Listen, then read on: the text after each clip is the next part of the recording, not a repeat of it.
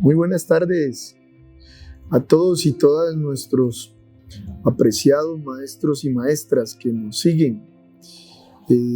La semana anterior estuvimos hablando de convivencia escolar y de la Ley 1620. En esta oportunidad vamos a responder las preguntas que gentilmente nos hacen los maestros que desarrollaron el módulo de convivencia escolar. Como son innumerables preguntas, lo que hicimos fue clasificarlas. Hicimos un ejercicio de triangulación para clasificarlas primero y ordenarlas. Las categorías en las que organizamos las preguntas de los maestros son las siguientes. Los maestros nos preguntaron y las maestras nos preguntaron sobre funciones y responsabilidades de los comités de convivencia. Digamos que esa fue la primera categoría en la que múltiples maestros y maestras nos preguntaron, háblenos sobre las funciones y responsabilidades del comité de convivencia. También nos preguntaron con relación a los procedimientos en casos de sospechas de agresión sexual de los niños de preescolar. Fue una categoría en la que sobresalieron preguntas relacionadas con ese tipo. Nos preguntaron también sobre la aplicación de la Ley 1620 en situaciones muy específicas, procedimientos y protocolos en situaciones de acoso, bullying y ciberbullying. Una de las categorías también que se organizó al analizar cada una de las preguntas que nos hicieron los maestros tuvo que ver con la evaluación y la retroalimentación a la prueba. Nos piden que hagamos un ejercicio sobre eso y por último nos pidieron que respondiéramos preguntas relacionadas con procedimientos y protocolos para situaciones con estudiantes. Unas pocas preguntas, pero logramos organizarlas, hacen relación al manejo de casos especiales y de la relación que se puede efectuar en el colegio a través de la justicia restaurativa como forma para resolver los conflictos. Entonces vamos a iniciar hablando entonces de las primeras preguntas que nos hicieron. Entonces, una pregunta que se repite a lo largo de las múltiples preguntas y que logramos, agrupar es la siguiente. Pregunta 1. ¿Qué funciones o responsabilidades tienen los comités nacionales de convivencia? Los comités nacionales de convivencia tienen varias funciones claves para asegurar un entorno escolar. Las principales funciones son, primero, desarrollo de políticas. Este comité, el Comité Nacional, debe diseñar y implementar y evaluar políticas de convivencia escolar que promuevan un ambiente sano. Esa es la primera función. La segunda función, capacitación y apoyo. Es decir, deben ofrecer capacitación y recursos a los educadores, al personal escolar, sobre prácticas de manejo de conflicto y resolución de problemas y desarrollo de habilidades sociales. Monitoreo y evaluación. Este Comité Nacional debe supervisar la implementación de políticas de convivencia y evaluar su efectiva aplicación en las instituciones educativas. Y por último, debe hacer una función de asesoramiento y coordinación. Digamos eso, una síntesis de las funciones del Comité de Convivencia a nivel nacional. Pregunta número 2 que nos hicieron con relación a los temas de agresión o de abuso sexual a nivel de preescolar. Pregunta 2. En caso de tener sospecha de una agresión sexual a un niño de preescolar, ¿cuál es el procedimiento a seguir? Entonces la respuesta es la siguiente. ¿Sí? Lo primero que dice el protocolo que tenemos que hacer es una notificación inmediata. Es decir, debemos informar inmediatamente a las autoridades escolares al comité de convivencia sobre la sospecha. Ese es el primer paso. El segundo paso, protección del menor. Asegurar la seguridad y bienestar del niño, evitando que entre en contacto con el presunto agresor, si es un miembro de la institución escolar. Documentación y registro. Registrar la información relevante de manera confidencial, incluyendo las observaciones y cualquier indicio que haya suscitado la sospecha. Siguiente paso, comunicación a las autoridades competentes. Notificación a las autoridades legales como la policía, los servicios de protección infantil, para que puedan iniciar una investigación formal. Uno de los apartes que nos invita el protocolo es que debemos realizar con los niños que son víctimas de agresión sexual apoyo psicológico, es decir, promover el apoyo psicológico emocional a niños, a sus familias, y asegurar que se maneje la situación con la máxima sensibilidad y profesionalismo. Por último, la confidencialidad. Mantener la confidencialidad del caso para proteger la privacidad del niño y evitar la revictimización. Entonces, esperamos que hayamos dado respuesta al tema de la agresión sexual, que es muy común en las preguntas que nos hicieron los maestros y maestras. ¿Qué se debe hacer en ese caso? Bien, la segunda categoría de las preguntas que hacen los maestros están relacionadas con la aplicación de la ley 1620 y el manejo de situaciones específicas. ¿Sí? Una de las preguntas con relación a eso nos preguntó un profesor. La ley 1620 no expresa nada en lo referente a aporte, distribución y uso o venta de sustancias psicoactivas. ¿Cómo se maneja ese tema? Bueno, estimadísimo profesor que nos escribió y nos preguntó eso, la respuesta es la siguiente.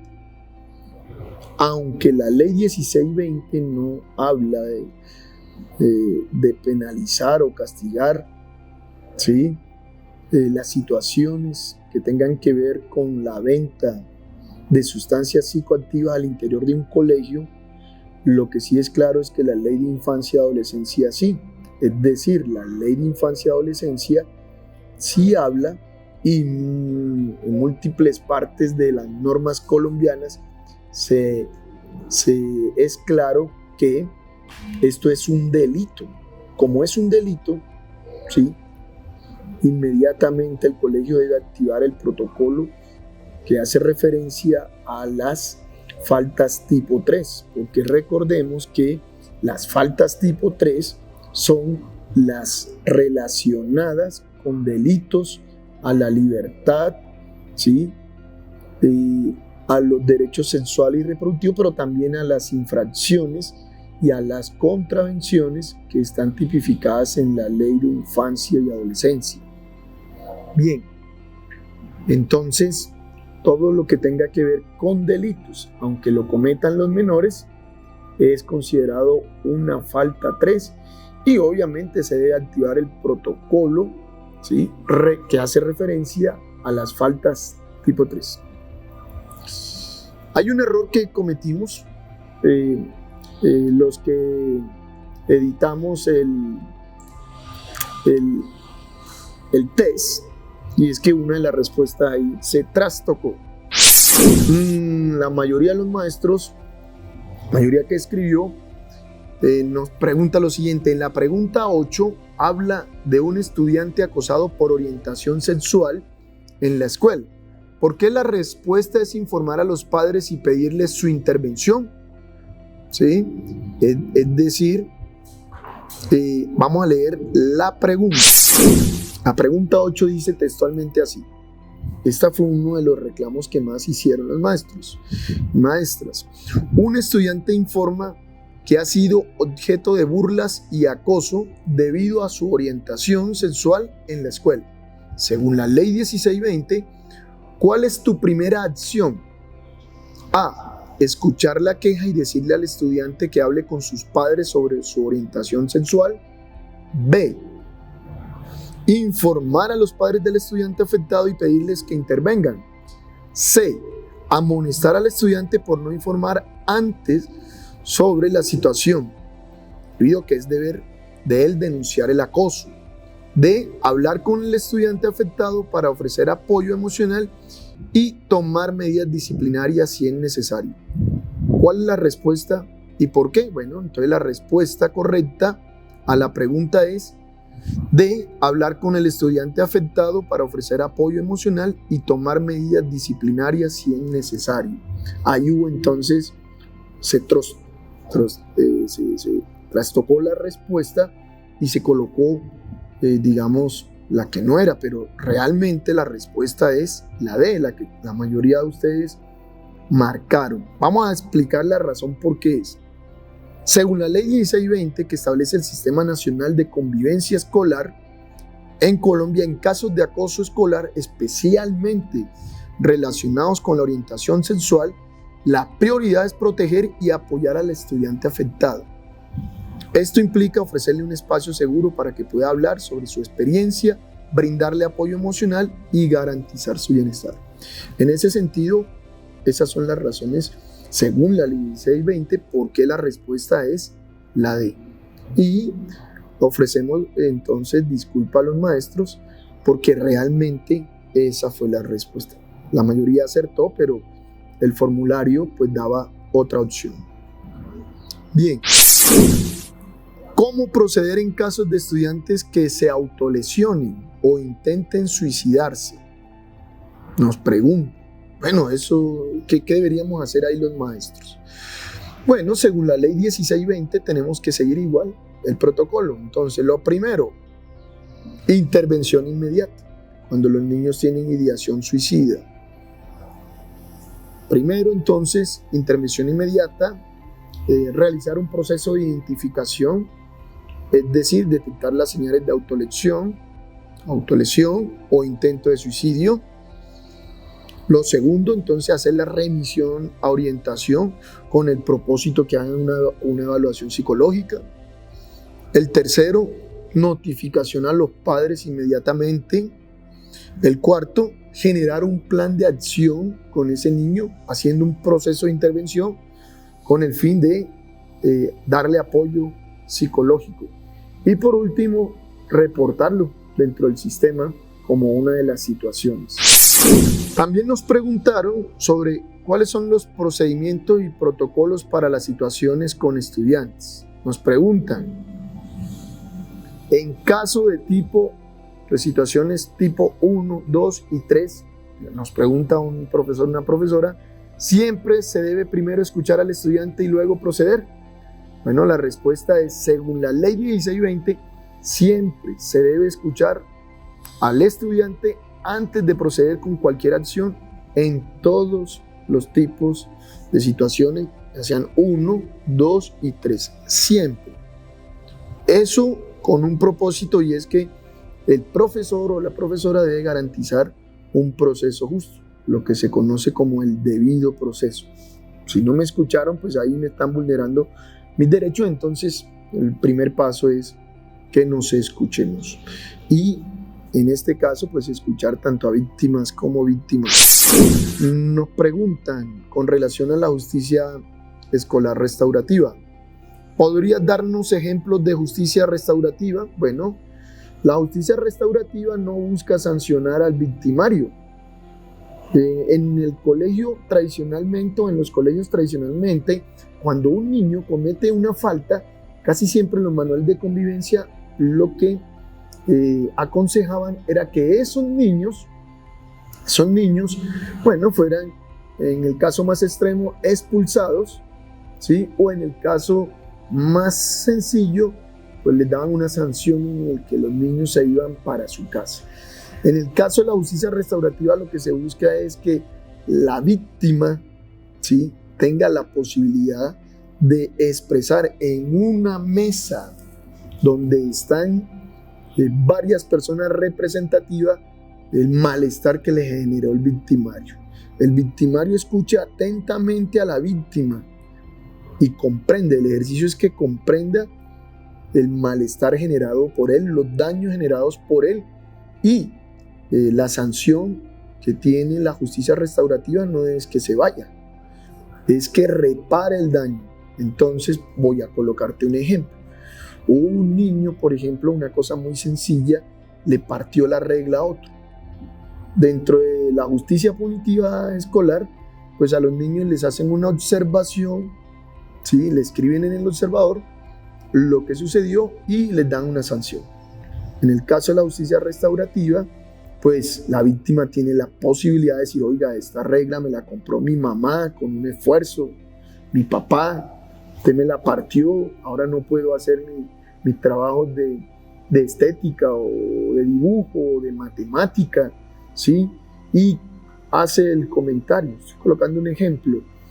El castigo, si es por así llamarlo, no es un castigo, es una restauración. El victimario, más que recibir una anotación, lo que recibe es, la reparación, debe pagar la regla. Si dañó la maleta, debe pagar la maleta. Destruyó un lápiz, debe, ¿sí? Ofendió a un niño, entonces debe ofrecer disculpas públicas o en el espacio escolar, no solamente al niño, sino también al padre, a la madre, si los ofendió. Es decir, lo que se busca es reparar y que tanto víctimas como victimarios hagan de una u otra manera las paces y el victimario se comprometa a no repetir ese tipo de acciones. Sí, hay múltiples ejercicios de justicia restaurativa y un ejemplo en Colombia a nivel de nuestro país es el ejercicio de la justicia escolar especial para la paz, donde las víctimas escuchan a los victimarios y los victimarios se comprometen a no generar ese tipo de violaciones y a reparar los daños causados. Más o menos lo mismo, pero llevado al plano escolar. ¿Dónde encuentro los pasos de los protocolos para cada una de las situaciones de tipo 1, 2 y 3? Bueno, entonces la respuesta es sencilla, es decir, esos protocolos se encuentran en el decreto 1965, que es el que reglamenta la ley 1620. Entonces debe haber protocolos para las faltas 1, 2, 3, pero también debe haber protocolos para la promoción, para la prevención, para la atención y el seguimiento de las situaciones que afectan la convivencia escolar. Bien, en ese sentido, pues la mayoría de las preguntas están relacionadas con estos temas y hay otras pues que nos preguntan que les demos claves para, ganar, pasar, alcanzar los puntos en el examen. Bueno, pues la vez que presenté el módulo de convivencia escolar y que hablamos largo y tendido sobre la ley 1620 y el decreto 1965, yo les decía un tips. Un tips es lo siguiente: el examen le puede colocar a usted, como es obvio, múltiples situaciones tipo 1, 2 y 3, porque ese es el marco de la ley, es decir, las situaciones son 1, 2 y 3. Pero lo que usted debe saber para enfrentar ese examen de manera asertiva es que usted debe conocer los protocolos para las situaciones tipo 1. Entonces, las situaciones de tipo 1 son aquellas que tienen que ver, recordemos, con situaciones que afectan la convivencia escolar, pero que no generan daños al cuerpo, como lo que acabo de decir, partir la regla de un estudiante, dañar el lápiz, colocar un apodo, colocar un sobrenombre, molestar en clase, intervenir repetidamente, saboteando el espacio escolar. Esas son situaciones, no hay ningún daño al cuerpo. Usted debe conocer el protocolo 1 y debe decir, bueno, el protocolo número 1, el primer punto es que yo debo hablar con el estudiante, ¿sí? Y debo hacerle una reflexión pedagógica con el propósito de que él transforme ese comportamiento. Y lo mismo usted hará cuando le coloquen situaciones de tipo 2 que tienen que ver con daños al cuerpo. Ya hay un golpe, un moretón, debe aplicar el protocolo. Y el tipo 3, que son delitos, es decir, el tipo 3 requiere la policía de infancia y adolescencia, requiere el bienestar, requiere la EPS, ¿sí? Requiere medicina legal si hay un daño considerable. Es decir, hasta la número 2 usted está dentro del marco del colegio, se puede mover ahí, pero las 3 usted requiere del apoyo y de la ayuda de entidades diferentes a la escuela. Ya no son temas de manuales de convivencia, sino que están catalogadas como infracciones o contravenciones y que en el mundo adulto se conocen como delitos penales. Entonces, queridos colegas, mi nombre es Juan de la Cruz Jiménez Hernández y para mí fue un placer haberlos acompañado en este espacio, en este proceso. Deseo que tengan éxitos en su prueba y que todo este ejercicio que hemos hecho con el apoyo de la ADE dé frutos. Todos los éxitos para ustedes y desde aquí, desde Bogotá, le enviamos nuestro cariño, nuestro aprecio y nuestra gratitud por tomarse el tiempo de escucharnos y de enviarnos esas múltiples preguntas. Muchas gracias. Hasta una próxima oportunidad. ADE. Si el presente es de lucha, el futuro es nuestro.